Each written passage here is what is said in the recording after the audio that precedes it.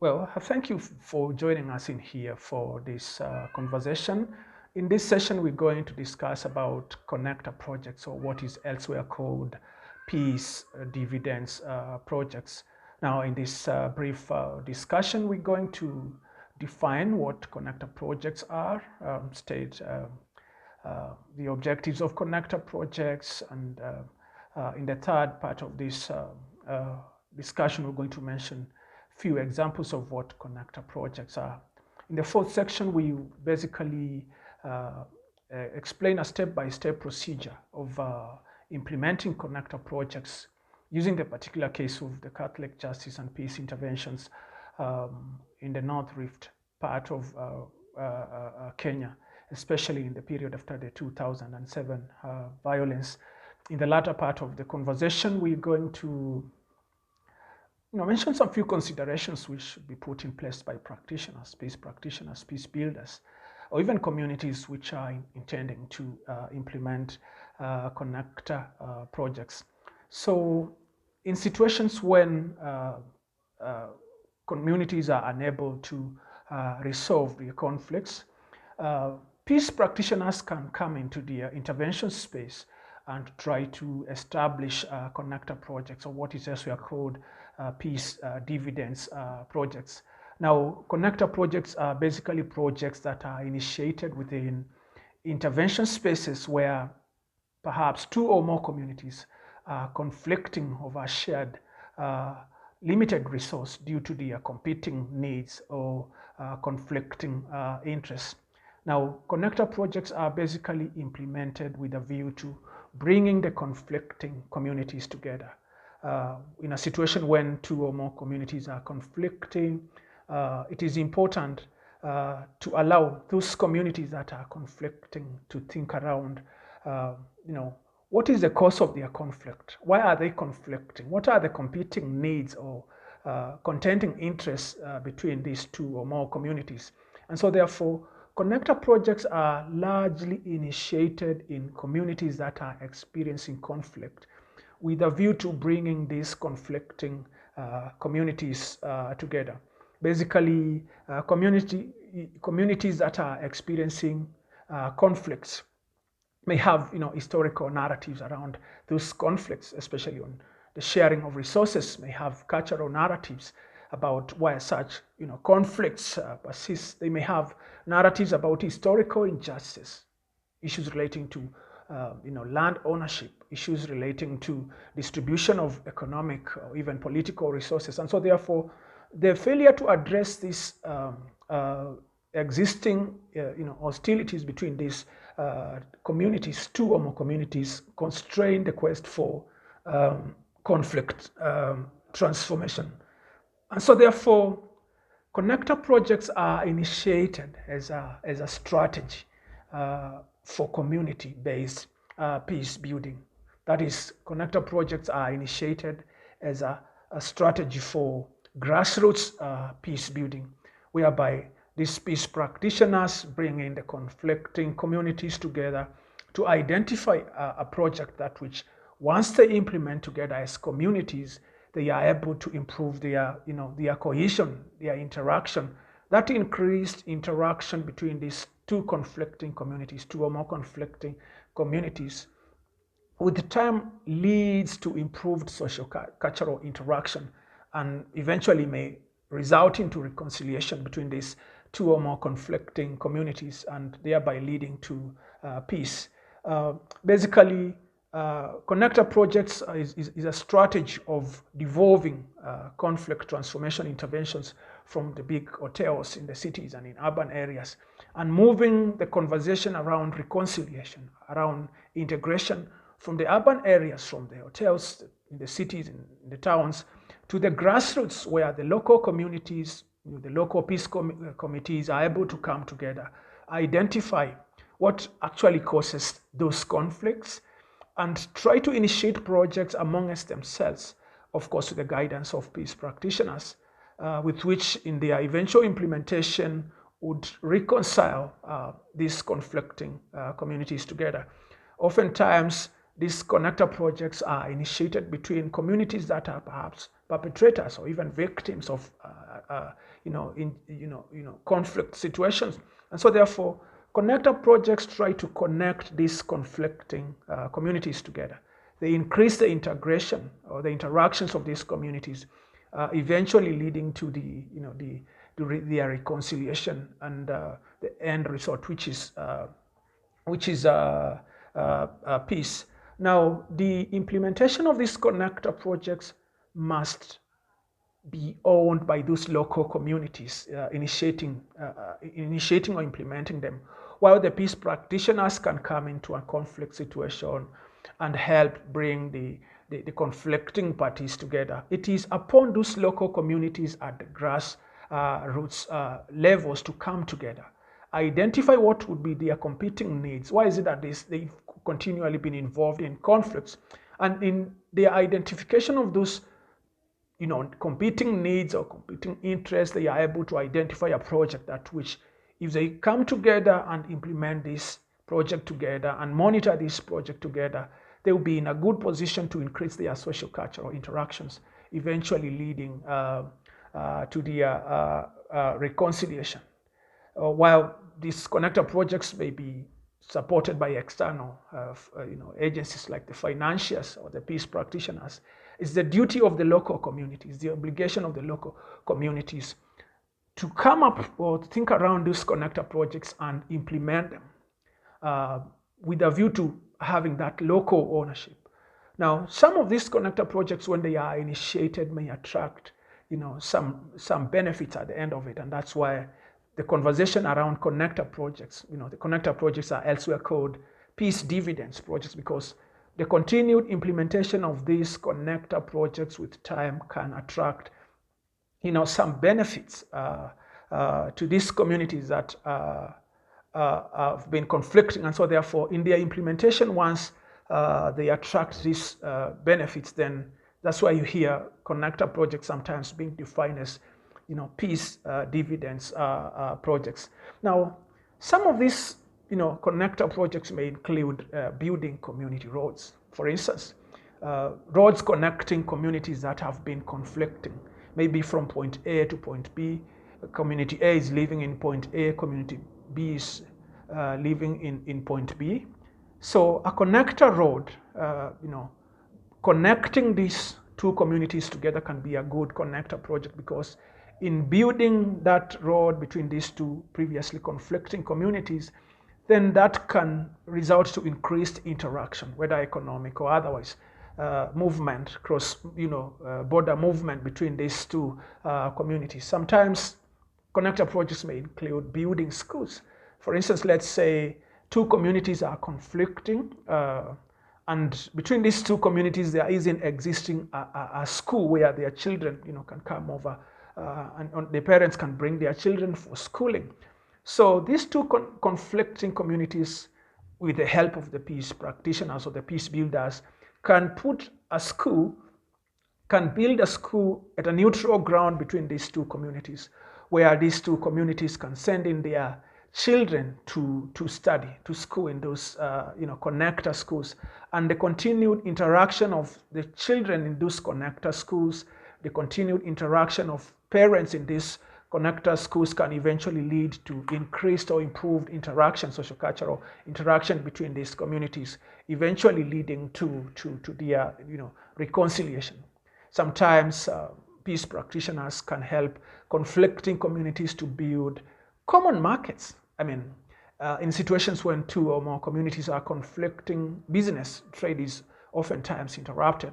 And one way to connect these two communities together is to establish community, common markets. When these common markets are established, the traders or the producers from both sides, or the two or three communities that are conflicting, are able to come to the market to sell their produce, while others can come into the markets to buy those produce. So that continued interaction in the marketplace, where we have producers, in this case, let's say farmers, bringing in their produce into the market, and we have this in other communities as buyers coming into the market to buy those products or that produce, eventually leads to continued interaction between these amongst these conflicting communities, and eventually can attract higher levels of integration or cohesion between those grassroots communities. Other connector projects may include issues like connector bridges, where we have a river dividing two communities. Sometimes you find that such existing territorial demarcations can delimit the interactions between communities. And so therefore, one way of engaging the interactions between these two communities that are conflicting is putting a connector bridge between a river, maybe in a river where these two conflicting or two or more conflicting communities will find a way of crossing to the other side. That continued crossover from one side to the other will increase that socio-cultural interaction between these communities, and eventually will lead to integration and improved socio-cultural interactions. We can have other connector projects like community water points. Let's say where water is a limited resource and these two or more communities are conflicting over access to this shared water resource. And so peace practitioners, peace builders can bring these conflicting communities together to identify a neutral ground where they can put up a common water project. When they put up this common water project, these two conflicting communities will oftentimes meet at the water point when coming over to fetch, to draw water. And in that continued interaction at the water points, they are able to resolve those existing or real or perceived threats or hostilities between them. And this can eventually lead to interaction between these two or more communities. Sometimes in communities where there is a lot of farming, we can have connector projects like, let's say, milk cooling plants.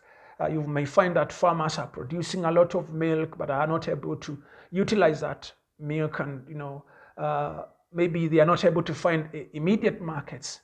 And now establishing connector projects such as milk cooling plants, for example, can help these communities come together in bringing their surplus produce into the cooling plants that can increase their continued interaction. And you never know, in such an interaction, when they bring their extra surplus produce into the cooling plants and this milk finds market elsewhere, eventually they are able to draw revenues, benefits, and at that point then the connector projects become peace dividends projects, because they are able to accrue dividends out of the implementation of such connector projects. We can have such other connector projects like, let's say, cattle dips, where farmers are able to bring their cattle, and so therefore in that continued interaction at the cattle dips, occasionally, let's say once in a week or once in a month, would allow these pastoralists or these farmers to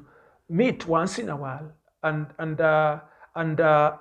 integrate, and once they meet once in a while in the cattle dips, when they bring their cattle over, this would eventually lead to their continued interaction.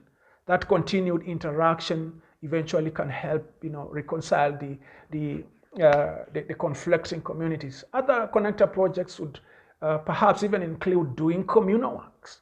For instance, constructing houses for victims or constructing houses for the elderly.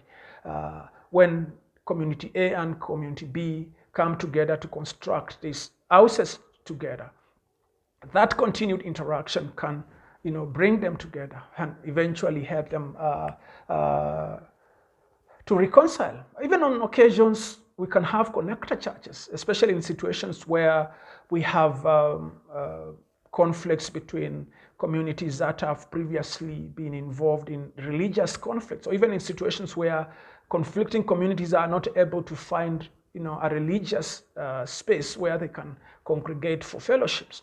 In putting up community churches, connector churches, then eventually these communities will congregate maybe once in a week on a Sabbath, maybe on a Saturday, on a Sunday, and come over here and into that connector church and interact together. In other cases, you can have connector, maybe mosques, where conflicting ethnicities or communities that practice Islamic religion can come over into that mosque, and that continued interaction eventually leads to the improved cohesion improved interaction, social, cultural, or religious interaction between these different religious backgrounds, and eventually may eventually lead to reconciliation, especially in situations where we're having religious-based, hostilities. There are some occasions where we even have connector projects that include savings and internal community lending, where we have where these communities have been conflicting. They are brought together by the peace practitioners. They advice on why it is important to have savings, deposits in a community, kind of internal lending, where they bring in their small contributions, perhaps after their harvesting of their farm produce or extra surplus produce from their farms. They are able to come over and bring in their surplus income. Not really, maybe it doesn't have to be surplus, but they can commit to bring in their small amounts of money into these community lending projects, like more of community grassroots circles. And with the more they deposit their small monies into these lending projects, the more they enhance their ability to borrow from these community lending projects. And in borrowing, they are able to invest the money they borrow into other projects and attract more revenue also out of their projects that they implement. And so therefore, these savings and internal community lending projects, the more they interact every other week, going to deposit their savings, or perhaps once in a while going to pick in new credit, or to borrow some loans for some projects. Eventually, the continued interaction between amongst these conflicting communities can result into to that cohesion, that integration. Allow me to mention the success story of maybe the case of the Catholic Justice and Peace Commission in the North Rift region, especially after the 2007 electoral violence in Kenya. The Catholic Church, specifically the Catholic Diocese of Eldoret, working together with other internal and external financiers, were able to put up connector projects that tried to bring the conflicting communities within the wider North Rift region together, especially in parts of Ban Forest, some parts of Yamumbi, Kapteldon. The Catholic Church, specifically the Catholic Justice and Peace Commission, and the guidance of Reverend Cornelius Korir, initiated these connector projects. I would mention in places like Ban Forest, where we have connector schools that were, rehabilitation of schools that were previously damaged during the electoral conflict in some parts of Rukwini in Ban Forest, where we have the Rukwini Queen of Peace School, and construction of new schools, construction of bridges in Ban Forest, the connector road in Yamumbi and Kaptedon. These are just cases of connector projects that have been initiated by the CJPC, and previously, even before the 2007 electoral violence, Catholic Church has had a history of developing connector projects, especially for the conflicting communities, sometimes even in parts of Kerio, the Marakwet and Pokot. They've been in interventions where they bring communities together towards establishing the community lending, the savings and internal community lending projects. And so therefore, the CJPC specifically has established these connector projects in the Rift Valley. On occasions, I think there is also a cooling plant somewhere in Lelan, where the farmers would bring their surplus produce into the milk cooling plant and all that. So these connector projects help bring the conflicting communities together, and that continued interaction would eventually lead to their integration, to improve social cultural interaction that would eventually may lead to reconciliation. In their explanation of these connector projects, CJPC mentions several procedures or steps that need to be integrated in order to ensure connector projects are successful. And in the implementation of these connector projects, especially the North Rift part of the country, connector and Catholic Justice and Peace Commission, the Catholic Church, leadership of Reverend Cornelius Korir, speaks about first the need to analyze the conflict, to understand the actors involved in the conflict and their interests. And in doing so, therefore, the next step would be interrupting that conflict. How do you interrupt that conflict? You go out there in the field, in the communities that are conflicting, having one-on-one meetings with different people from different communities who are, conflicting, trying to understand their thinking around why they are conflicting. Then after having one-on-one, meetings, then you can extend the conversation into small groups, small group to small group meetings where you're able to speak to small groups, young people, women, elderly, to try to understand what is, attracting or occasioning this conflict. And so once you understand the thinking of the people as individuals or as small groups, then you are able to perhaps bring these communities together into participating into acts of kindness, perhaps sharing food, sharing water, engaging in communal service.